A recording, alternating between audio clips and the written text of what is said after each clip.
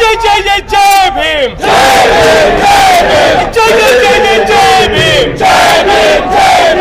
इंकलाब जिंदाबाद, पूरे सावित्री जिंदाबाद, शहीद भगत सिंह जिंदाबाद।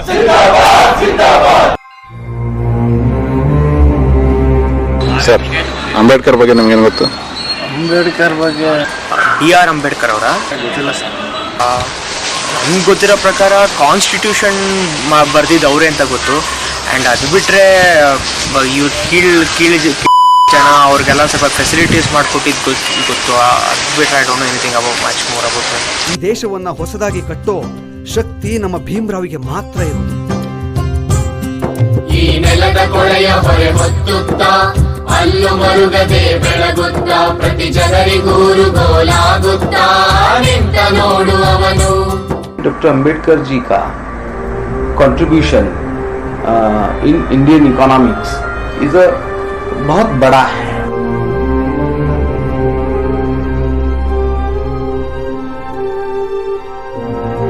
ಗಾಂಧಿ ಭಾರತಕ್ಕೆ ವಾಪಸ್ ಬಂದ್ಮೇಲೆ ಒಂದು ರೀತಿಯ ತನ್ನ ಎಲ್ಲ ಉಡುಪುಗಳನ್ನ ಬಿಚ್ಚಿದ ಫಕೀರನ್ ತರ ಆಗ್ಬಿಡ್ತಾನೆ.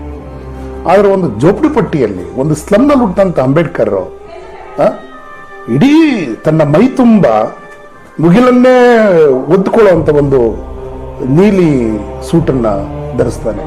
ಅವೆರಡೂ ನೋಡಿದಾಗ ಈ ದೇಶದ ಎರಡು ರೂಪಕಗಳಂತ ನನಗೆ ಅನಿಸ್ತದೆ. ಮೊಗೆದಷ್ಟು ಕೈಗೆ ಎಟುಕದ ಸಾಗರ ಅಂತಂದ್ರೆ ಅದು ಅಂಬೇಡ್ಕರ್ ಅಂತ ಖಂಡಿತ ಹೇಳಬಹುದು. I would say that Dr. Baba Ambedkar played an important role, or I would say a leading role, in the formation of what we call democratic India. Ambedkar ಒಬ್ಬ ಮಾರ್ಕ್ಸಿಸ್ಟ್, ಅದರಲ್ಲಿ ಏನು ಎರಡು ಮಾತಿಲ್ಲ.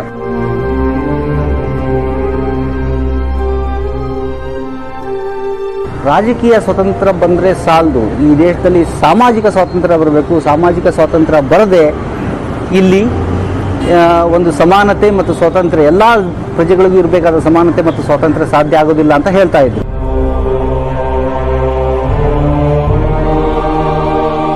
ಅಂಬೇಡ್ಕರ್ ಚರಿತ್ರೆಯನ್ನು ನೋಡುವ ಕ್ರಮವನ್ನು ನಮಗೆ ಹೇಳ್ಕೊಟ್ಟಿದ್ದಾರೆ. ಅಂಬೇಡ್ಕರ್ ಚರಿತ್ರೆನ ಮರುಬರವಣಿಗೆ ಮಾಡುವ ಕ್ರಮವನ್ನು ಹೇಳ್ಕೊಟ್ಟಿದ್ದಾರೆ. ಚರಿತ್ರೆಯನ್ನ ಯಾರು ಯಾತಕ್ಕಾಗಿ ಬರೆದ್ರು ಅದರ ವಿರುದ್ಧ ಕಟ್ಟಬೇಕಾದ್ರೆ ಕಾರ್ಯಕ್ರಮಗಳನ್ನ, ಚಿಂತನೆಗಳನ್ನ ಎಲ್ಲಿಂದ ನಿಂತು ನೋಡಬೇಕು ಅನ್ನೋದನ್ನು ಅಂಬೇಡ್ಕರ್ ನಮಗೆ ತೋರಿಸಿಕೊಟ್ಟವರು.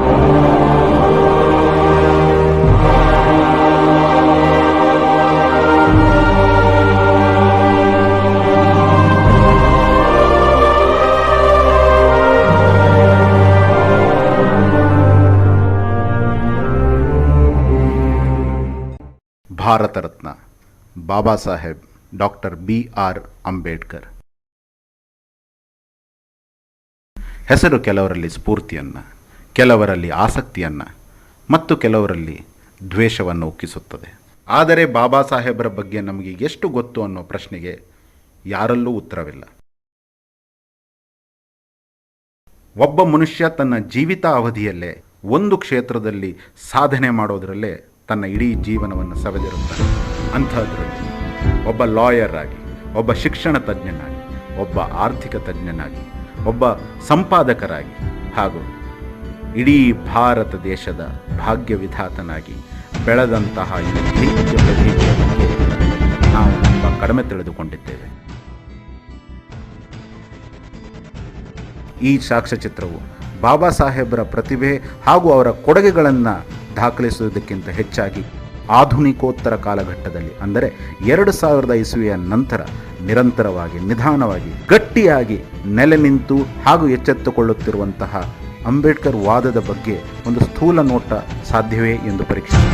ಬಾಬಾ ಸಾಹೇಬರು 1954ರಲ್ಲಿ ಆಕಾಶವಾಣಿಗೆ 5 ನಿಮಿಷದ ಒಂದು ಬಹಳ ಉಜ್ವಲವಾದ ಭಾಷಣವನ್ನು ಮಾಡಿದ್ದಾರೆ.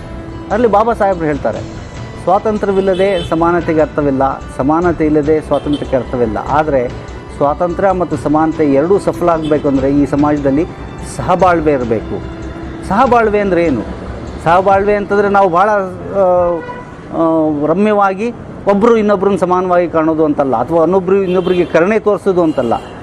ಒಬ್ಬನ ಅಸ್ತಿತ್ವವನ್ನು ಗೌರವಿಸೋದು, ಒಬ್ಬನ ಸಂಪನ್ಮೂಲವನ್ನು ಗೌರವಿಸೋದು, ಅವನ ಸಂಪನ್ಮೂಲದ ಹಕ್ಕನ್ನು ಗೌರವಿಸುವುದು. ಅಂದರೆ ಒಬ್ಬ ಮನುಷ್ಯನನ್ನು ಆರ್ಥಿಕವಾಗಿ, ಸಾಮಾಜಿಕವಾಗಿ ಮತ್ತು ಸಾಂಸ್ಕೃತಿಕವಾಗಿ ಸಮಾನ ಮತ್ತು ನನ್ನ ಬಂಧು ಅನ್ನೋ ಕಾರಣ ವಾತಾವರಣವನ್ನು, ಸಮಾಜವನ್ನು ನಿರ್ಮಾಣ ಮಾಡೋದು, ಅದು ಭಾರತದಲ್ಲಿ ಸಾಧ್ಯವಾಗದೆ ಹೋದರೆ ಯಾವ ರಾಜಕೀಯ ಸ್ವಾತಂತ್ರ್ಯಕ್ಕೂ, ಯಾವ ರಾಜಕೀಯ ಸಮಾನತೆಗೂ ಅರ್ಥ ಇಲ್ಲ ಮತ್ತು ಅದು ಭಾರತದಲ್ಲಿ ಸಾಧ್ಯವಾಗೋದಿಲ್ಲ ಅಂತ ಅಂಬೇಡ್ಕರ್ ಏನು ವಾದ ಮಾಡ್ತಾಯಿದ್ರು ಮತ್ತು ಅದು ಬುದ್ಧ ಧಮ್ಮದಿಂದ ಮಾತ್ರ ಏನು ಸಾಧ್ಯ ಅಂತ ವಾದ ಮಾಡ್ತಾಯಿದ್ರು, ಅದು 2000 ಹೊತ್ತಿಗೆ ಎಲ್ಲರಿಗೂ ಮನವರಿಕೆ ಆಗಲಿಕ್ಕೆ ಶುರುವಾಯಿತು. ಹಾಗಾಗಿ 2000 ನಂತರ ಅಂಬೇಡ್ಕರ್ ಬಗ್ಗೆ ಯಾಕೆ ಅಷ್ಟು ಯೋಚನೆ ಶುರುವಾಗಿದೆ ಅಂದರೆ, ನಾವು ಇವತ್ತೆಲ್ಲನೂ ಅಂಬೇಡ್ಕರ್ ಹೇಳಿದ ಆ ಸಾಮಾಜಿಕ ಪ್ರಜಾಪ್ರಭುತ್ವವನ್ನು ನಾವು ಸಹಬಾಳ್ವೆಯ ಮೂಲಕ ಹೇಗೆ ಸಾಧ್ಯ ಮಾಡಬೇಕು ಅನ್ನೋ ಸವಾಲನ್ನು ನಮ್ಮ ಎದುರಿಗಿಟ್ಕೊಂಡಿದ್ದೇವೆ.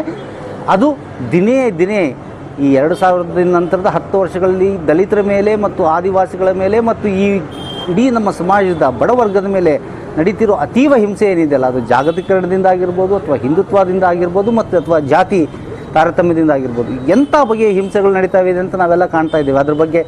ಅದ್ರ ಬಗ್ಗೆ ಪುಂಖಾನುಪುಂಖವಾಗಿ ಅಂಕೆ ಸಂಖ್ಯೆಗಳು ನಾನು ಕೊಡ್ತಾ ಹೋಗ್ಬೋದು. ಆದರೆ ಪ್ರಖರವಾಗ್ತಿದೆ, ಹಿಂಸೆ ಪ್ರಖರವಾಗ್ತಿದೆ. ಅದು ನಮ್ಮನ್ನು ದೇಹದಿಂದ ಸುಡ್ತಾ ಇದೆ, ಮನಸ್ಸನ್ನು ಸುಡ್ತಾ ಇರೋದು ಮಾತ್ರ ಅಲ್ಲ, ನಮ್ಮ ದೇಹಗಳನ್ನು ಸುಡ್ತಾ ಇದೆ.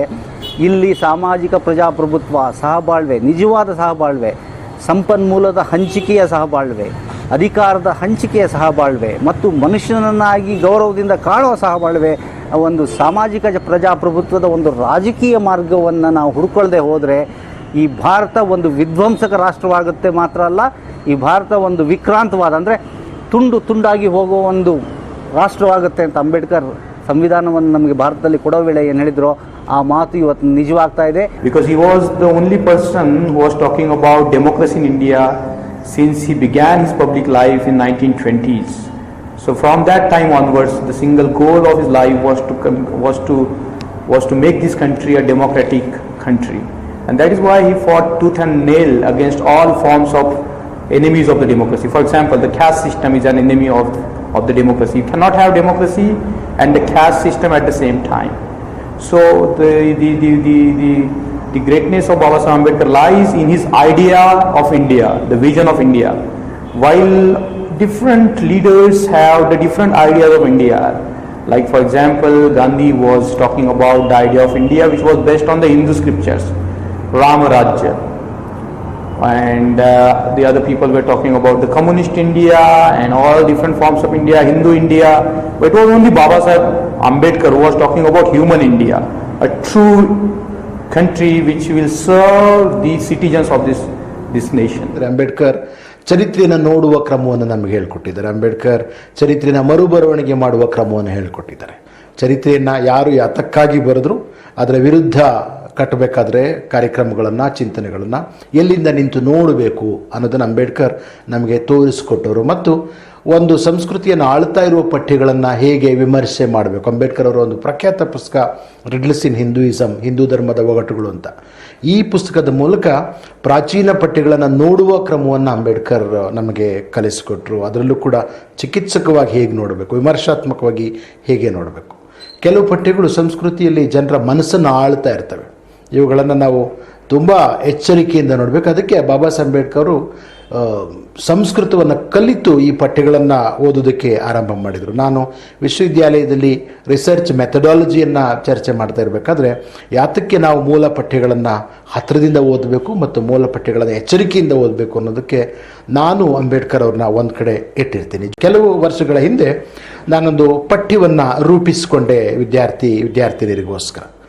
ಒಂದು ಕನ್ನಡದ ಬಹಳ ಪ್ರಖ್ಯಾತವಾದ ಒಂದು ಕಾದಂಬರಿ ಚಿದಂಬರ ರಹಸ್ಯ. ಇದು ಜಾತಿ ವಿನಾಶವನ್ನು ಕುರಿತ ವಸ್ತುವನ್ನು ಕೂಡ ಇದು ಒಳಗೊಂಡಿದೆ. ಆಗ ನಾನೇನು ಮಾಡಿದೆ ಅಂತ ಹೇಳಿದ್ರೆ, ಅಂಬೇಡ್ಕರ್ ಅವರ ಅನಿಲೇಷನ್ ಆಫ್ ಕಾಸ್ಟ್, ಜಾತಿ ವಿನಾಶ ಎನ್ನುವ ಪುಸ್ತಕವನ್ನು, ಅಂಬೇಡ್ಕರ್ ಅವರ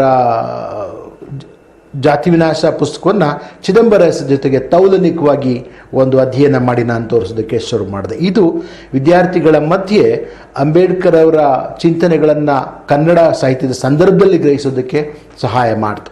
ಸಿರಿವಂತೆ ಭೂಮಿ ತಾಯಿ ಸ್ಮರಿಸಿ ಮೆರೆಸಿ ಕಾಯುತಿಗಳು, ಕಡು ನೀಲಿ ಬಾನಿನಲ್ಲಿ ಬೆಳಗೋ ಸೂರ್ಯ ಬರಲು.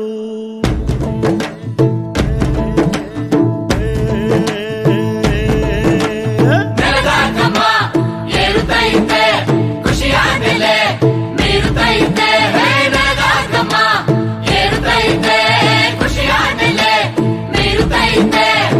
ಸಿರಿವಂತೆ ಭೂಮಿ ತಾಯಿ ಮಳೆಯಲ್ಲಿ ತೋಯುತ್ತಾ ಅಂಟಿದ ಶಾಪವ ಹಿರಿಹಿಕ್ಕಿ ತೊಳೆಯುತ್ತಾ ಕನಕಂದ ಬಂದಾನೋ ಅಂತಂದು ಕುಣಿಯುತ್ತಾ ಭಾರತ ಭಾಗ್ಯ ವಿಧಾತ ಈ ಸಮತೆಯ ಸಾರಿದ ಸೂತ ಭಾರತ ಭಾಗ್ಯ ವಿಧಾತ ಈ ನೆಲದ ನಿಜ ಅವಧೂತ. 2016ನೇ ಇಸ್ವಿಗೆ ಬಾಬಾ ಸಾಹೇಬ್ ಅವರಿಗೆ 125 ವರ್ಷ ತುಂಬಿತು. ಭಾರತದ ಈ ಮೇರು ಸುಪುತ್ರನ ಜನ್ಮದಿನವನ್ನು ಹಲವಾರು ಸರ್ಕಾರಗಳು, ಹಲವಾರು ರಾಜ್ಯಗಳು, ಹಲವಾರು ಸಂಘ ಸಂಸ್ಥೆಗಳು ತಮ್ಮದೇ ವಿಶೇಷ ರೀತಿಯಲ್ಲಿ ಆಚರಿಸಿದವು. ಅದರಲ್ಲೂ ಕರ್ನಾಟಕ ಸರ್ಕಾರ ಬಹು ಯೋಜನೆಗಳನ್ನು ಹಮ್ಮಿಕೊಂಡು ಅವರ ಮ್ಯಾಗ್ನಮ್ ಓಪಸ್ ಅಂದರೆ ಬಾಬಾ ಸಾಹೇಬರ ಜೀವನ ಹಾಗೂ ಅವರ ಕೊಡುಗೆಗಳನ್ನು ಸ್ಮರಿಸಲು ಮತ್ತು ಪ್ರತಿ ಪ್ರಜೆಗೂ ಅದರ ಅರಿವನ್ನು ಮೂಡಿಸಲು ಒಂದು ಬೃಹತ್ ಯೋಜನೆಯನ್ನು ಹಮ್ಮಿಕೊಂಡಿತ್ತು. ಅದರ ಹೆಸರೇ ಭಾರತ ಭಾಗ್ಯ ವಿಧಾತ ಅನ್ನುವ ಧ್ವನಿ ಬೆಳಕಿನ ಕಾರ್ಯಕ್ರಮ. ಇದರಲ್ಲಿ 80 ಜನ ಕಲಾವಿದರನ್ನು ಗುರುತಿಸಿ ಅವರಿಗೆ ತಾಲೀಮು ನೀಡಿ ರಾಜ್ಯದ 30 ಜಿಲ್ಲೆಯಲ್ಲಿ ಈ ಬೃಹತ್ ಪ್ರದರ್ಶನವನ್ನು ಕೈಗೊಂಡಿತು. ಇದರಲ್ಲಿ ಭಾಗವಹಿಸಿದ ಎಷ್ಟೋ ಕಲಾವಿದರಿಗೆ ಅಂಬೇಡ್ಕರ್ ಅವರ ಸ್ಥೂಲ ಪರಿಚಯವೂ ಇರಲಿಲ್ಲ. ಆದರೆ ಇವತ್ತು ಅವರು ಅಂಬೇಡ್ಕರ್ ಬಗ್ಗೆ ಯಥೇಚ್ಛವಾಗಿ ತಿಳಿದುಕೊಂಡಿದ್ದಾರೆ ಹಾಗೂ ತಮ್ಮ ಸುತ್ತಲಿನ ಪರಿಸರದಲ್ಲಿ ಅವರ ವಿಚಾರವನ್ನು ಹರಡಿಸಲು ಶಕ್ತರಾಗಿದ್ದಾರೆ. ಡಾಕ್ಟರ್ BR ಅಂಬೇಡ್ಕರ್ ಅವರ ಕುರಿತು ಈ ಒಂದು ನಾಟಕವನ್ನ ಮಾಡ್ತಾ ಇದ್ದೀವಿ. ಈಗ ಪ್ರತಿಯೊಂದು ಹಳ್ಳಿನಲ್ಲೂ ಅಂಬೇಡ್ಕರ್ ಅಂತ ಅಂದ್ರೆ ಏನೋ ಕೆಳವರ್ಗದವ್ರಿಗೆ ಏನೋ ಒಂದು ಸಾಧನೆ ಮಾಡಿಕೊಟ್ಟಿದ್ದಾರೆ, ಅವ್ರು ಮಾತ್ರ ಪೂಜೆ ಮಾಡಬೇಕು, ನಾವು ಅವ್ರನ್ನ ಯಾಕೆ ನಮ್ಗೆ ಯಾಕೆ ಬೇಕೋ ಅನ್ನೋ ಮನೋಭಾವನೆಗಳು ಈಗ ಆಲ್ರೆಡಿ ಎಲ್ಲ ಜನಗಳಲ್ಲೂ ಮೇಲ್ವರ್ಗದ ಜನ ಎಲ್ಲರಲ್ಲೂ ಇದೆ. ನನಗೆ ಅಂಬೇಡ್ಕರ್ ಅಂದ್ರೆ ಏನು ಅಂತ ಗೊತ್ತಿರಲಿಲ್ಲ. ಅವ್ರು ಕೆಳವರ್ಗದವ್ರಿಗೋಸ್ಕರ ದುಡಿದವರು, ಅವ್ರಿಗೋಸ್ಕರ ಶ್ರಮಿಸಿದವರು ಅಂತ ಅಷ್ಟೇ ನಾನು ತಿಳ್ಕೊಂಡಿದ್ದು. ಯಾಕಂದರೆ ನಾನು ವರ್ಗದ ಜನದಲ್ಲಿ ಬೆಳೆದು ಬಂದವಳು. ನನಗೆ ಗೊತ್ತಿರೋ ಪ್ರಕಾರ ತಿಳಿದಿದ್ದು ಎರಡೇ ವಿಷಯ. ಒಂದು ಕಾನ್ಸ್ಟಿಟ್ಯೂಷನ್ ಇದು ಮಾಡಿದವರು ಮತ್ತು ಈ SC/ST ಕ್ಯಾಸ್ಟಿಸಮ್ ಅವ್ರಿಗೆ ಸ್ವಲ್ಪ ಇಟ್ಕೊಟ್ಟಿದ್ದು ಎರಡೇ ನನಗೆ ಗೊತ್ತಿದ್ದು. ಇಲ್ಲಿ ಬಂದ್ಮೇಲೆ ಅವರು ಏನೇನು ಸಾಧನೆ ಮಾಡಿದ್ರು, ಏನೇನು ಹೋರಾಟಗಳನ್ನು ಮಾಡಿದ್ರು, ಹೆಣ್ಮಕ್ಳಿಗೆ ಏನ್ ತಂದ್ರು, ಸಮಾಜಕ್ಕೆ ಏನ್ ತಂದ್ರು, ಕಾರ್ಮಿಕರಿಗೆ ಏನ್ ತಂದ್ರು ಅಂತಂದು ಎಲ್ಲ ಕುರಿತಿರ್ತಕ್ಕಂಥ ಇಂಥ ಒಂದು ಅದ್ಭುತವಾದ ನಾಟಕವನ್ನ ಮಾಡಿದ್ದಾರೆ. ಶತಶತಮಾನಗಳಿಂದ ತುಳಿದುಕೊಳ್ಳಲ್ಪಟ್ಟು ಜನ್ಮದಿಂದಲೂ ಹಿಂಸೆಯನ್ನು ಅನುಭವಿಸಿ ಮೇಲುವರ್ಗದವರ ಕೂಳನ್ನು ತಿಂದು ಅವರು ಹುಟ್ಟು ಎಸೆದ ಬಟ್ಟೆಗಳನ್ನು ಧರಿಸಿ ಊರ ಹೊರಗಿನ ಕೊಳಕು ನಾರುವ ಜಾಗದಲ್ಲಿ ವಾಸ ಮಾಡುತ್ತಿದ್ದ ನಾವು ಅಂದು ಭಾರತೀಯರೇ ಆಗಿದ್ದೆವು, ಇಂದು ಭಾರತೀಯರೇ ಆಗಿದ್ದೆವು. ಆದ್ರೆ ಈ ಒಂದು ನಮ್ಮ ಧ್ವನಿ ಬೆಳಕು ಕಾರ್ಯಕ್ರಮವನ್ನ ನೋಡಿದಂತ ಎಲ್ಲ ನನ್ನ ಬಂಧುಗಳಾಗ್ಬೋದು, ಹೆಣ್ಮಕ್ಳಾಗ್ಬೋದು, ಗಂಡ್ಮಕ್ಳಾಗ್ಬೋದು, ನೋಡಿದಾಗ ಅವ್ರು ನಿಜಕ್ಕೂ ತಿಳ್ಕೊತಾರೆ ನಾವು ತಿಳ್ಕೊಂಡಿದ್ದು ತಪ್ಪು. ಇವತ್ತು ನಮ್ಮ ಮನೆಯಲ್ಲಿ ನಾವು ಪೂಜಿಸ್ಬೇಕಾಗಿರೋದು ದೇವ್ರನ್ನಲ್ಲ, ದಿಂಡ್ರನ್ನಲ್ಲ. ಪ್ರತಿಯೊಬ್ಬ ಹೆಣ್ಣು ಮಗಳು ಕೂಡ ಅಂಬೇಡ್ಕರ್ನ ನೆನಿಬೇಕು. ಯಾಕಂತ ಹೇಳಿದ್ರೆ ಇವತ್ತು ಪ್ರತಿಯೊಂದು ಹೆಣ್ಣು ಮಗುಗೂ ಸ್ಥಾನಮಾನ ಕೊಟ್ಟಿರ್ತಕ್ಕಂಥವ್ರು, ಹಕ್ಕನ್ನು ಕೊಟ್ಟಿರ್ತಕ್ಕಂಥವ್ರು, ವೋಟ್ ಮಾಡೋಕಂತ ಕೊಟ್ಟಿರ್ತಕ್ಕಂಥವ್ರು, ಸಂವಿಧಾನದಲ್ಲಿ ಬರೆದಿರ್ತಕ್ಕಂಥವ್ರು, ಅದಕ್ಕಿಂತ ಮುಖ್ಯವಾಗಿ RBIನ ರಚನೆ ಮಾಡಿದಂಥವ್ರು ಅಂಬೇಡ್ಕರ್ ಅಂತ ನನಗೂ ಕೂಡ ನಿಜಕ್ಕೂ ಗೊತ್ತಿಲ್ಲ. ಅದಕ್ಕೋಸ್ಕರ ತುಂಬ ಸಂತೋಷ ಆಗ್ತಾ ಇದೆ. ಹೆಣ್ಮಕ್ಳಿಗೋಸ್ಕರ ಇಷ್ಟೆಲ್ಲ ಮಾಡಿದಾರಲ್ಲ, ನಮ್ಗೆ ಗೊತ್ತೇ ಇರಲಿಲ್ಲ, ಎಷ್ಟೋ ವಿಚಾರಗಳು ಗೊತ್ತಿಲ್ಲದನ್ನೆಲ್ಲ ತಿಳ್ಕೊಂಡಿದ್ದೀನಲ್ಲ, ಅದಕ್ಕೆ ತುಂಬ ಸಂತೋಷ ಆಗ್ತಾ ಇದೆ. ಇಂಥ ಒಂದು ನಾಟಕ ಪ್ರತಿ ಜಿಲ್ಲೆಗೂ ಕೂಡ ಹೋಗ್ತಾ ಇದೆ. ಪ್ರತಿ ಜಿಲ್ಲೆಯಲ್ಲೂ ಕೂಡ ಈ ನಾಟಕವನ್ನು ನೋಡಿ 100ಕ್ಕೆ 100% ಅವರು ಅಕ್ಸೆಪ್ಟ್ ಮಾಡ್ಕೊತಾರೆ. ಇಲ್ಲೋ ಅಟ್ಲೀಸ್ಟ್ 50% ಅವರಾಗಲಿ 70% ಅವರಾಗಲಿ ಖಂಡಿತ ಅಕ್ಸೆಪ್ಟ್ ಮಾಡ್ಕೊಂತಾರೆ. ಇದರಿಂದ ಎಷ್ಟೋ ಜನಕ್ಕೆ ಬದಲಾವಣೆ ಆಗುತ್ತೆ ಅಂತ ನಾನು ಹೇಳಕ್ ಇಷ್ಟಪಡ್ತೀನಿ. ಹೆಸರಿನ ಕೊಳದಲ್ಲಿ ಕಮಲ ಜನಿಸುವಂತೆ, ಮುಳ್ಳಿನ ಗಿಡದಲ್ಲಿ ಗುಲಾಬಿ ಜನಿಸುವಂತೆ ದರಗಿಳಿದು ಬಂದವರೇ doctor Baba Saheb Ambedkar. Educate, organise, agitate. நம்ம அம்பேத்கருடைய அந்த கோட்ஸ் சொல்லிட்டு இன்னொரு முடிவு கொள்கிறேன். ಸರ್ಕಾರವೊಂದು ಈ ರೀತಿಯಾಗಿ ಅಂಬೇಡ್ಕರ್ ಅವರ ವಿಚಾರಧಾರೆಯನ್ನು ಬಿತ್ತರಿಸುತ್ತಿರುವ ಸಂದರ್ಭದಲ್ಲೇ ಬಂಡವಾಳಶಾಹಿಗಳು ಹಾಗೂ ಎಡಪಂಥೀಯರು ಇವರು ಅಂಬೇಡ್ಕರನ್ನು ಹೇಗೆ ಅರ್ಥೈಸಿಕೊಂಡಿದ್ದಾರೆ? CPIMನ ಪದಾಧಿಕಾರಿಗಳಾದ ಮುನೀರ್ ಕಾಟಿಪಳ್ಳ ಅವರು ಹೇಳೋದು ಹೀಗೆ. ಅಂಬೇಡ್ಕರ್ ಒಬ್ಬ ಮಾರ್ಕ್ಸಿಸ್ಟ್, ಅದರಲ್ಲಿ ಏನು ಎರಡು ಮಾತಿಲ್ಲ. ಅಂಬೇಡ್ಕರ್ ಮಾರ್ಕ್ಸನ್ನು ಬಹಳ ಚೆನ್ನಾಗಿ ಅರ್ಥ ಮಾಡ್ಕೊಂಡಿದ್ರು ಮತ್ತು ಆ ಕಾರಣಕ್ಕೆ ಅವರು ಲೇಬರ್ ಪಾರ್ಟಿಯನ್ನು ಕಟ್ಟಿದ್ರು ಮತ್ತು ಕಾರ್ಮಿಕರ ಹಕ್ಕುಗಳಿಗೆ ಸಂಬಂಧಪಟ್ಟು ಅಷ್ಟು ಬಹಳ ಸ್ಪಷ್ಟವಾದ ಮಾತುಗಳನ್ನು ಆಡಿದ್ದಾರೆ. ಅವರು ಮಾರ್ಕ್ಸಿಸಮ್ ಮತ್ತು ಕಮ್ಯುನಿಸ್ಟ್ ಪಾರ್ಟಿಗಳ ಬಗ್ಗೆ ಕೂಡ, ಆ ಕಮ್ಯುನಿಸ್ಟ್ ಪಾರ್ಟಿಗಳ ಒಳಗೆ ಹೋಗುವ ಬಗ್ಗೆ ಕೂಡ ಆಲೋಚನೆಗಳನ್ನ ಮಾಡಿದ್ರು. ಆದರೆ ಕಮ್ಯುನಿಸ್ಟ್ ಪಕ್ಷಗಳು ಕೂಡ ಭಿನ್ನವಾದಂಥದ್ದು ಏನಿರಲಿಲ್ಲ. ಒಂದೇನೆಂದರೆ ಕಮ್ಯುನಿಸ್ಟ್ ಇದ್ದಂಥ ಒಂದು ನಂಬಿಕೆ ಏನಂದರೆ ವರ್ಗ ಸಂಘರ್ಷ ವಿಜಯ ಆದಾಗ, ವರ್ಗ ಸಂಘರ್ಷ ಮುಗಿದಾಗ ಸಹಜವಾಗಿ ಇಂಡಿಯಾದಲ್ಲಿ ಈ ಏನು ಜಾತಿ ಸಂಘರ್ಷಗಳು ಕೂಡ ಅದರ ಜೊತೆಯಲ್ಲಿ ಮುಗೀತದೆ, ಜಾತಿ ತಾರತಮ್ಯಗಳು ಕೂಡ ಅದರ ಜೊತೆಯಲ್ಲಿ ಅಳೆದು ಹೋಗುತ್ತೆ ಅನ್ನುವಂಥ ಒಂದು ನಂಬಿಕೆ ಇತ್ತು. ಆ ನಂಬಿಕೆಯ ಬಗ್ಗೆ ಅಂಬೇಡ್ಕರ್ ಅವರಿಗೆ ತಕರಾರಿತ್ತು. ಆ ತಕರಾರನ್ನು ಅವರು ಇಟ್ಕೊಂಡಿರೋದ್ರಿಂದ ಮಾರ್ಕ್ಸ್ವಾದಿಗಳ ಜೊತೆಯಲ್ಲಿ ನೇರವಾದಂತಹ ಒಂದು ಸಂಬಂಧವನ್ನು ಒಟ್ಟಿಗೆ ಆಗಲಿಕ್ಕೆ ಸ್ವಲ್ಪ ಅಡೆತಡೆಗಳನ್ನು ಆಯಿತು. ಅದು ಸ್ವಾತಂತ್ರ್ಯೋತ್ಸವದ ದಿನಗಳಲ್ಲಿ ಚುನಾವಣೆಯ ಪ್ರಶ್ನೆಗಳಲ್ಲೆಲ್ಲ ಬಂದಿರುವಂಥ ತಕರಾರುಗಳು ಒಂದಿಷ್ಟು ದೂರ ಆಗುವಂಥ ರೀತಿಯಲ್ಲಿ ಮಾಡಿತ್ತು. ಆದರೆ ವಿಚಾರಗಳು ಕೂಡ ಸಮಾನ ಇತ್ತು. ಇವತ್ತೇನಾಗಿದೆ ಅದು ಮಾರ್ಕ್ಸ್ವಾದಿಗಳಿಗೂ ಅನುಭವಕ್ಕೆ ಬಂದಿದೆ ಮತ್ತು ಅವರು ಪಾಠ ಕಲ್ತಿದ್ದಾರೆ, ಅವರು ಅವರ ವಿಚಾರಗಳ ಬದಲಾವಣೆ ಮಾಡಿಕೊಂಡಿದ್ದಾರೆ. ಅದೇ ಸಂದರ್ಭದಲ್ಲಿ ನಿಜವಾದಂಥ ಅಂಬೇಡ್ಕರ್ ರೈಟ್ಸ್ಗಳು ಕೂಡ ಇವತ್ತು ಅಂಬೇಡ್ಕರ್ ಮೊಮ್ಮಕ್ಕಳು ಇರ್ಬೋದು ಅಥವಾ ಬೇರೆ ಬೇರೆ ರೀತಿಯಲ್ಲಿ ಅಂಬೇಡ್ಕರ್ ವಿಚಾರ ಪ್ರತಿಪಾದಿಸುವವರು ಕೂಡ ಕೇವಲ ಈ ಜಾತಿಯ ಪ್ರಶ್ನೆಗಳನ್ನು ಅಷ್ಟೇ ಅಲ್ಲ, ಅಂಬೇಡ್ಕರ್ ಅವರು ಎತ್ತಿದಂಥ ಲೇಬರ್ ಪಾರ್ಟಿ, ಅವರೆತ್ತಂಥ ದುಡಿಯುವ ಜನರ ಪ್ರಶ್ನೆಗಳು ಅವು ಕೂಡ ತುಂಬ ಪ್ರಸ್ತುತ ಅನ್ನೋದು ಅವರಿಗೂ ಕೂಡ ಅರಿವಿಗೆ ಬಂದಿದೆ. ಎಳಪಂಥೀಯ ವಿಚಾರಧಾರೆಗಳು ಹೀಗಾದರೆ ಬಂಡವಾಳಶಾಹಿತನದಿಂದಲೇ ಕ್ಯಾಪಿಟಲಿಸಮ್ಮಿಂದಲೇ ಕಾಸ್ಟನ್ನು ಸಂಪೂರ್ಣವಾಗಿ ನಿರ್ನಾಮ ಮಾಡಬಹುದು ಅಂತ ನಂಬಿರೋರು ಪದ್ಮಶ್ರೀ ಮಿಲಿಂದ್ ಕಾಂಬ್ಳೆ. ಇವರು Dalit India Chamber of Commerce and ಇಂಡಸ್ಟ್ರಿಯ founder president. Dalit India Chamber of Commerce and Industry ದಲಿತ ಉದ್ಯಮಿಗಳನ್ನೆಲ್ಲ ಒಟ್ಟು ಮಾಡಿ ಅದರ ಮೂಲಕ ತಾವೆಲ್ಲರೂ ಮುಕ್ತರಾಗಬಹುದು ಎಂದು ಕನಸು ಕಾಣುತ್ತಿರುವಂತಹ ಒಂದು ಮಾತೃ ಸಂಸ್ಥೆ. हमारे यहाँ जो दलित लिटरेचर, दलित पैंथर, रिपब्लिकन पार्टी, ये सब चीजें की, मगर दलित कैपिटलिज्म इस टाइप की भी कोई चीज होनी चाहिए इस देश में, जो दलित समाज में एंटरप्रेन्योरशिप बढ़ना चाहिए. तो यह एक बात मुझे बहुत इम्पोर्टेंट लगी. तो दो चीजें, एक डॉक्टर बाबा साहब अम्बेडकर जी का जो इकोनॉमिक थॉट है वह, और अमेरिका में जो ब्लैक कैपिटलिज्म का जो नारा दिया तो उसमें से हमने ड्रॉ किया दलित कैपिटलिज्म. ये दो चीज़ें हमारे लिए ये चेंबर बनाने के लिए बहुत महत्वपूर्ण रही कि हम ये कहते हैं कि फाइट कास्ट विथ कैपिटल. तो देखिए हम लोग हमारे देश में जो जाति व्यवस्था है, जो कास्ट सिस्टम है, उसके खिलाफ हम लोग लड़ रहे हैं. हमने बहुत सारे इंस्ट्रूमेंट का यूज़ किया. हमने उसके साथ कॉन्स्टिट्यूशनल, बाबा साहब ने जो कॉन्स्टिट्यूशन दी है उसके साथ लड़ रहे हैं. हम सोशलिज्म के इंस्ट्रूमेंट के साथ लड़ रहे हैं, बहुत सारे अलग अलग. मगर मुझे ऐसे लगता है कि अभी पोस्ट 1990 जब हमने लिबरलाइजेशन अडॉप्ट किया है तो हमें ये कास्ट के साथ लड़ने के लिए भी थोड़ी नई रणनीति बनानी पड़ेगी. और दैट इज और वो हमको ऐसे लगता है कैपिटल जो है वह एक बहुत इम्पोर्टेंट रोल प्ले करेगा. इसलिए हम लोग कहते हैं कि fight cost with capital. Ambedkar ಅವರ ಜೀವನ ಮತ್ತು ಆದರ್ಶಗಳಿಂದ ಪ್ರಭಾವಿತರಾಗಿರುವಂತಹ ಮಂಗೇಶ್ ದೈವಲೆ ಅವರು ಮಾನುಷ್ಕಿ ಎಂಬ ಸಂಸ್ಥೆಯನ್ನು ತೆರೆದು ಅದರ ಮೂಲಕ ಹಲವಾರು ಲೋಕೋಪಯೋಗಿ ಕೆಲಸಗಳನ್ನು ಮಾಡುತ್ತಿದ್ದಾರೆ. ಅವರ ಪ್ರಕಾರ the greatness of Baba Saheb Ambedkar lies in his idea of India, the vision of India. While different leaders have the different ideas of India. Like for example, Gandhi was talking about the idea of India which was based on the Hindu scriptures, Ram Rajya. And the other people were talking about the communist India and all different forms of India, Hindu India. But it was only Baba Saheb Ambedkar who was talking about human India, a true country which will serve the citizens of this nation. And though this his message was buried by the establishment, it was alive. The message was alive among his followers. And one of the factors which led to his emergence is his followers kept him alive. So it is not just in Maharashtra but throughout the length and breadth of the country. There is no village in this country which will not celebrate the Jayanti of Baba Saheb Ambedkar. ಹೀಗೆ ಉದ್ಯಮಿಗಳು ಮತ್ತು ಸಮಾಜ ಸೇವಕರು ತಮ್ಮದೇ ರೀತಿಯಲ್ಲಿ ಅಂಬೇಡ್ಕರ್ ಅವರ ಸೇವೆ ಮಾಡುತ್ತಿರುವ ಸಂದರ್ಭದಲ್ಲಿ ನಮ್ಮದೇ ಮೈಸೂರಿನವರಾದ ಉದ್ಯಮಿ ಪ್ರಮೋದ್ ನಾರಾಯಣ್ ಅವರು ನಳಂದ ಯೂನಿವರ್ಸಿಟಿಯನ್ನು ಪುನರುತ್ಥಾನಗೊಳಿಸಬೇಕು ಹಾಗೂ ದಲಿತರಿಗೆ ತಮ್ಮದೇ ಆದ ಒಂದು ಟಿವಿ ಮಾಧ್ಯಮ ಬೇಕು ಅಂತ ಕನಸು ಕಾಣುತ್ತಿದ್ದಾರೆ. ಅವರ ಪ್ರಕಾರ ನಳಂದ ಯೂನಿವರ್ಸಿಟಿ ಬಂದು ನಮ್ಮ ಮಾಂಕ್ ಬಂತೆ ಬೋಧಿದತ್ತ ಅವರು ಕಂಡಂಥ ಕನಸು.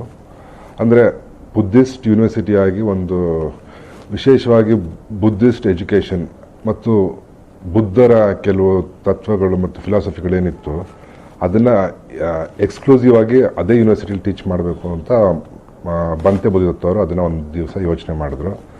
ಅದರ ಫಲವಾಗಿಯೇ we started working towards Nalanda Buddhist university. ಅದಕ್ಕೋಸ್ಕರ ನಾವು ಒಂದು 3 ವರ್ಷ ಸತತ ಪ್ರಯತ್ನದಿಂದ ಚಾಮರಾಜನಗರದ ಹತ್ರ ನಮಗೆ 25 ಎಕರೆ ಜಾಗನ ಕರ್ನಾಟಕ ಸರ್ಕಾರ ನಮಗೆ ಕೊಟ್ಟಿದ್ದಾರೆ. ಚಾನೆಲ್ ಬಂದು ಎಷ್ಟೊಂದು ಕಡೆ ಏನಾಗ್ತಾ ಇದೆ ಅಂದರೆ media is in the control of capitalist. ಅಂದರೆ ಯಾವುದನ್ನ ಕವರ್ ಮಾಡಬೇಕು ಅದನ್ನು ಕವರ್ ಮಾಡ್ತಾ ಇಲ್ಲ. It is like it has been known to everyone, even to the common people, it is like a paid media. Media ಮುಂಚೆ ಥರ ಆ ಸತ್ವಗಳನ್ನ ಕಳ್ಕೊಂಡಿದೆ. ದೂರದರ್ಶನ ಇದ್ದಾಗ ಎಲ್ಲ ನ್ಯೂಸ್ಗೂ ಒಂದು ಕವರೇಜ್ ಇತ್ತು, ಒಂದು ರೆಸ್ಪೆಕ್ಟ್ ಇತ್ತು. ಇವಾಗ ಒಂದು ಪಕ್ಷಾತೀತವಾಗಿ, ಒಂದು ಜಾತ್ಯತೀತವಾಗಿ ಯಾರೂ ಅದನ್ನು ಇದು ಮಾಡ್ತಲ್ಲ. ಎಲ್ಲ ಒಂದು ಕಡೆ ಪರ್ಟಿಕ್ಯುಲರ್ ಕ್ಯಾಪಿಟಲಿಸ್ಟ್ ಅವ್ರಿಗೆ ಏನು ಬೇಕು ನ್ಯೂಸ್ ಅದನ್ನು ಮಾತ್ರ ಟೆಲಿಕಾಸ್ಟ್ ಮಾಡಿ ಜನಗಳನ್ನ ದಿಕ್ ತಪ್ಪಿಸ್ತಾ ಇದ್ದಾರೆ ಅಂತ ನನ್ನ ಅನಿಸಿಕೆ. ಇದನ್ನು ಯೋಚನೆ ಮಾಡಿದಾಗ ನಾವು ಫಸ್ಟ್ ಪ್ರಯಾರಿಟಿ ಮತ್ತು first we thought of channel, Buddha channel ಅಂತ, which covers the religious programmes of lord Buddha, and in the meantime it covers the downtrodden people of the society. ಅವರ ಕಷ್ಟನಿಷ್ಟಗಳನ್ನು ನೇರವಾಗಿ ಜನಗಳಿಗೆ ಹೇಗೆ ತಲುಪಿಸೋದು, ಅವರು ನೇರವಾಗಿ ಅವ್ರು ಹೇಗೆ ಅಪ್ರೋಚ್ ಮಾಡ್ಬೋದು ಅನ್ನೋ ಒಂದು ಕಾರಣಕ್ಕೆ we concepted the idea of Buddha channel. ಅದು ಇನ್ನೊಂದು ವರ್ಷ 2 ವರ್ಷದಲ್ಲಿ ಅದನ್ನು ಸ್ಟಾರ್ಟ್ ಆಗ್ತಾ ಇದೆ. ದಲಿತರು ಅಪೋಸ್ ಮಾಡ್ತಾ ಇದ್ದಾರೆ, ಅವ್ರು ಬ್ಯಾಕ್ವರ್ಡ್ ಅವ್ರು ಅಪೋಸ್ ಮಾಡ್ತಾ ಇದ್ದಾರೆ ಅಂದರೆ ಅದನ್ನು ಒಂಥರ ಈ ಸ್ಟ್ರೀಟ್ ಫೈಟಲ್ಲೋ ಇಲ್ಲ DC ಆಫೀಸ್ ಮುಂದೆ ಧರಣಿ ಕೂರೋದು ಇಲ್ಲ ಸರ್ಕಾರನ ಅಪೋಸ್ ಮಾಡಿ ತಮ್ಮ ಕೆಲಸ ಸಾಧಿಸ್ಕೊಳ್ಳೋದು, ಆ ನಿಟ್ಟಿನಲ್ಲಿ ಅದು ಹೋಗ್ತಾ ಇರೋದು. ಅದು ಒಳ್ಳೆ ಬೆಳವಣಿಗೆ ಅಲ್ಲ. ಪ್ರತಿ ಸಲ ಯಾವುದೇ ಒಂದು ಅನುಕೂಲಗಳು ಅನಾನುಕೂಲ ಗೌರ್ಮೆಂಟಿಂದ ಡೆಲಿವರಿ ಮಾಡೋಕ್ಕಾಗದಿದ್ದಾಗ ಅದಕ್ಕೆ ಸತ್ಯಾಗ್ರಹನೇ ಪರಿಹಾರ ಅಲ್ಲ, ಇಲ್ಲ ಸರ್ಕಾರ ವಿರುದ್ಧ ಹೋರಾಟ ಮಾಡೋದೇ ಪರಿಹಾರ ಅಲ್ಲ ಅಂತ ಒಂದು ನಿಟ್ಟಿನಲ್ಲಿ ನಾವು ಒಂದು ದಿವಸ ಯೋಚನೆ ಮಾಡಿದ್ವಿ. ಇದಕ್ಕೆ ಹೇಗೆ ಇದನ್ನು ಟ್ಯಾಕಲ್ ಮಾಡಬೇಕು ಅನ್ನೋದು ಇಷ್ಟು ಬಂದಾಗ ವಿ ಥಾಟ್ ಇದನ್ನು you start growing along with the other people. ಅಂದರೆ ಅಪೋಸ್ ಮಾಡೋದು ಬದಲು ಅವ್ರ ಜೊತೆ ಸೇರಿ let us start to grow, let us build capital, let us build big ventures. ಆವಾಗ that will support us for all kind of activities. ಹೀಗೆ ಬೇರೆ ಬೇರೆ ಮನೋಧರ್ಮದವರು ಹಾಗೂ ವೃತ್ತಿಯವರು ಅಂಬೇಡ್ಕರ್ ಅವರಿಂದ ಸ್ಫೂರ್ತಿಗೊಂಡು ತಮ್ಮ ಕೆಲಸಗಳನ್ನು ಮಾಡುತ್ತಿರುವುದು ಸ್ಪಷ್ಟವಾಗಿದೆ. ಆದರೆ ಇವತ್ತಿನ ಯುವ ಪೀಳಿಗೆ ಯಾವುದೇ ಪಂಥಕ್ಕೂ ಸೇರದ, ಯಾವುದೇ ಜಾತಿ ಧರ್ಮದ ಹಳವಂಡಕ್ಕೆ ಬೀಳದ ನಮ್ಮ ಯುವ ಪೀಳಿಗೆ ಯಾಕೆ ಅಂಬೇಡ್ಕರ್ ಕಡೆ ಆಕರ್ಷಿತರಾಗುತ್ತಿದ್ದಾರೆ? ಯುವ ಪೀಳಿಗೆಯವರು ಯಾತಕ್ಕೆ ಅಂಬೇಡ್ಕರ್ ಅಷ್ಟು ಮುಖ್ಯರಾಗ್ತಾ ಇದ್ದಾರೆ ಅಂತ ಯೋಚನೆ ಮಾಡಿದರೆ ಅದಕ್ಕೂ ನನ್ನ ಉತ್ತರ ಇಷ್ಟೇ. ಯುವ ಪೀಳಿಗೆ ಯಾವತ್ತೂ ಅಧಿಕಾರ ವಿರೋಧಿಯಾಗಿರ್ತದೆ, ಯಾವತ್ತೂ ಅನಾರ್ಕಿಸ್ಟ್ ಆಗಿರ್ತದೆ, ಅಂದರೆ ಅಧಿಕಾರ ವಿರೋಧಿಯಾಗಿರ್ತದೆ. ಅದು ಸ್ಥಾಪಿತ ಅಧಿಕಾರಿಗಳನ್ನು ಪ್ರಶ್ನೆ ಮಾಡ್ತಾ ಇರ್ತದೆ. ಪ್ರತಿ ತಲೆಮಾರು ಹೊಸ ಐಕನ್ಗೋಸ್ಕರ ಹುಡುಕಾಟ ಮಾಡ್ತಾ ಇರ್ತದೆ.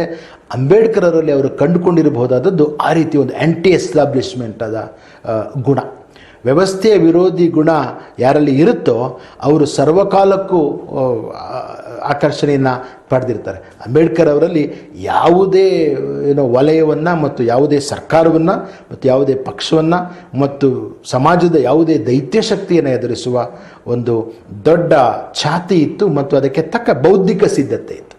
ನಾವು ಅಂಬೇಡ್ಕರ್ ಅವ್ರನ್ನ ಈ ಮುಖಗಳನ್ನು ಪ್ರೊಜೆಕ್ಟ್ ಮಾಡಿದ್ದಾದರೆ, ಅಂಬೇಡ್ಕರ್ ಅವರ ಈ ಎಲ್ಲ ಸಾಧ್ಯತೆಗಳನ್ನು ನಾವು ಪ್ರೊಜೆಕ್ಟ್ ಮಾಡಿದ್ದಾದರೆ, ಅಂಬೇಡ್ಕರ್ ಅವರು ಮತ್ತೆ ಬಹಳ ದೊಡ್ಡ ನಾಯಕರಾಗಿ ಭಾರತದಲ್ಲಿ ಎಮರ್ಜ್ ಆಗ್ತಾರೆ. ಅವರು ಬರೆದಿರುವ ಕೃಷ್ಣ ಮತ್ತು ಬುದ್ಧ ಕುರಿತಂತಹ ಮಾತು, ರಾಮನನ್ನು ಕುರಿತಂತಹ ಸಣ್ಣ ಸಣ್ಣ ಪುಸ್ತಕಗಳು, ಆ ಪುಸ್ತಕದ ಮೂಲಕವೇ ಅವರು ಎಂಥ ದೊಡ್ಡ ಸತ್ಯಗಳನ್ನು ನಮ್ಮ ಎದುರಿಗೆ ಬಿಚ್ಚಿಡ್ತಾರೆ ಮತ್ತು ಹೇಗೆ ಬುದ್ಧನ ಕಡೆಗೆ ನಮ್ಮ ನಡೆ ಒಂದು ಸಮಾಜವನ್ನು, ನಮ್ಮ ಭಾರತದಂತಹ ಸುಮಾರು ವರ್ಷಗಳ ಇತಿಹಾಸ ಇರುವ, ತುಳಿತದ್ದೇ ದೊಡ್ಡ ಇತಿಹಾಸ ಇರುವ ದೇಶದಲ್ಲಿ ಸಮಾನತೆಯನ್ನು ಸೃಷ್ಟಿಸೋದಕ್ಕೆ ಹೇಗೆ ಸಾಧ್ಯ ಆಗ್ತದೆ ಅನ್ನುವ ಮಾತನ್ನು ಅಂಬೇಡ್ಕರ್ ಆಡ್ತಾರೆ.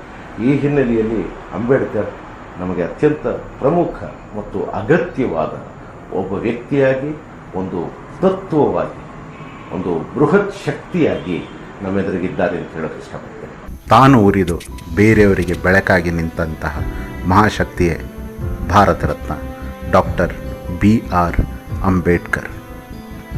ಕಾರ್ಮಿಕರ ಹಕ್ಕಿನ ಹರಿಕಾರ, 8 ತಾಸಿನ ಸಮಯಾವಧಿಯನ್ನು ನಿಗದಿಪಡಿಸಿ TA, PF ಇವುಗಳನ್ನೆಲ್ಲ ನಮಗೆ ಕೊಟ್ಟಿದ್ದಂಥವರು.